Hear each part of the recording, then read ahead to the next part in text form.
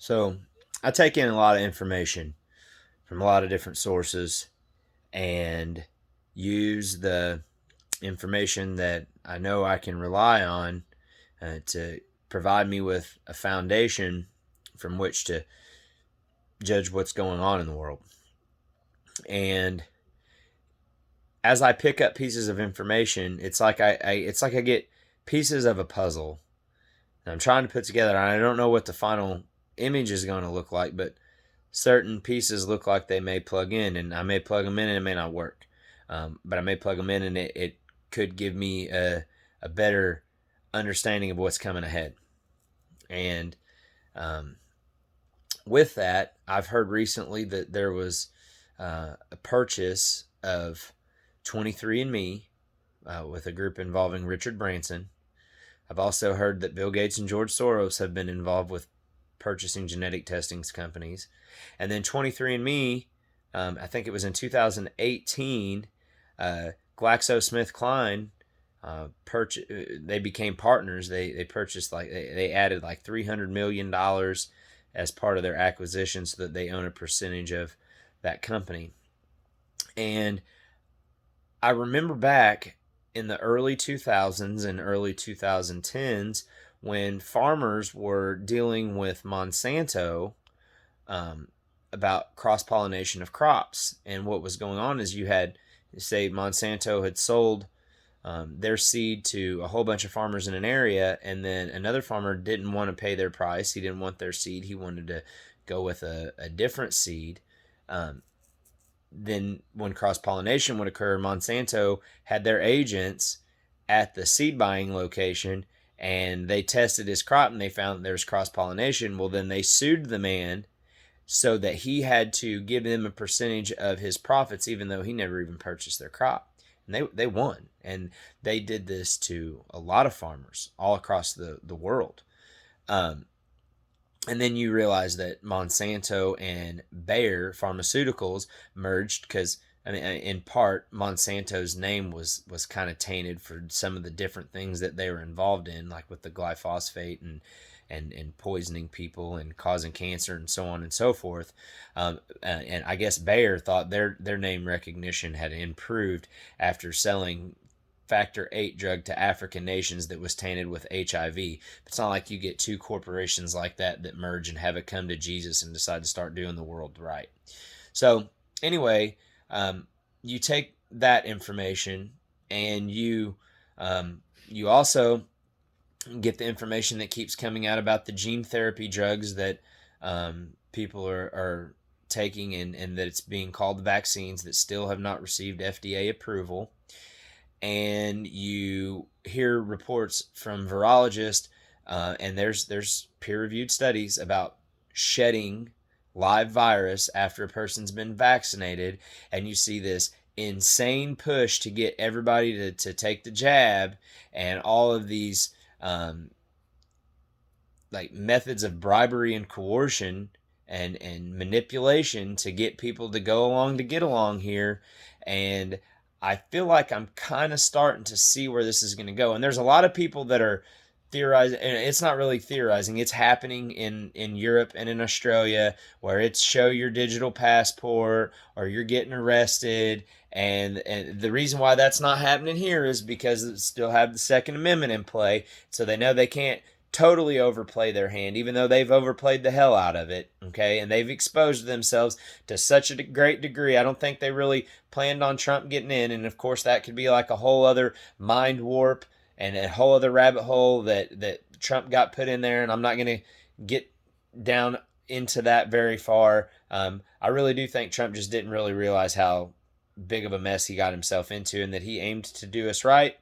But at the end of the day, he was just overwhelmed by the gravity of the situation. Anyway, so ultimately, they want to try to exclude people from society.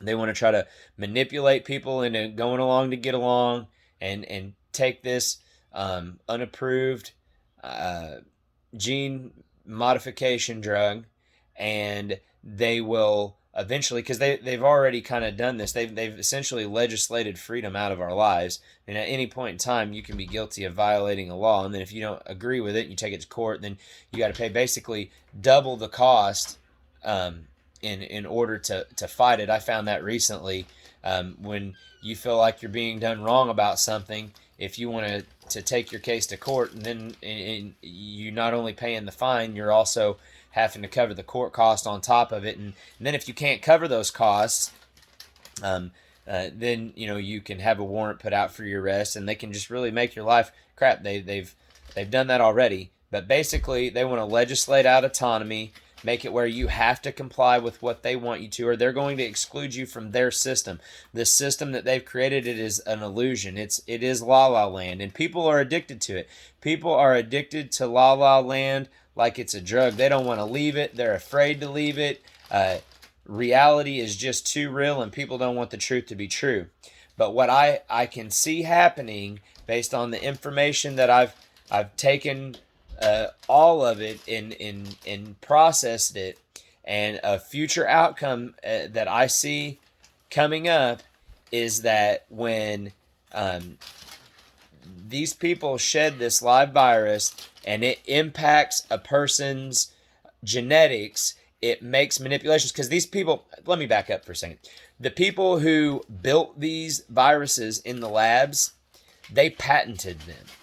The people who came up with these gene modification drugs, they patented them. Okay? They have patents on these, just like how Monsanto had patents on their seeds. So, whenever a certain amount of people get impacted by this, and it goes in and basically marks you on the inside, and you've got all these wealthy people that are involved in these genetics testing companies, they're going to basically say, you are not 100% human, therefore you do not have access to the fundamental human rights that had been granted before, and you are now our property. We own you. And that's ultimately where the ruling class wants to take this, is they want to have less people on the planet. The people that are on the planet, they just want them to be their servants. And credible sources of information that I have not read all of Plato's Republic, but they talk about having 3 classes of people. One being, and hold on, let me back up.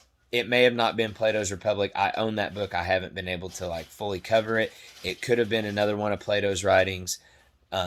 However, there was a society envisioned there, that the global ruling class, so to speak, that they look to as a source of inspiration.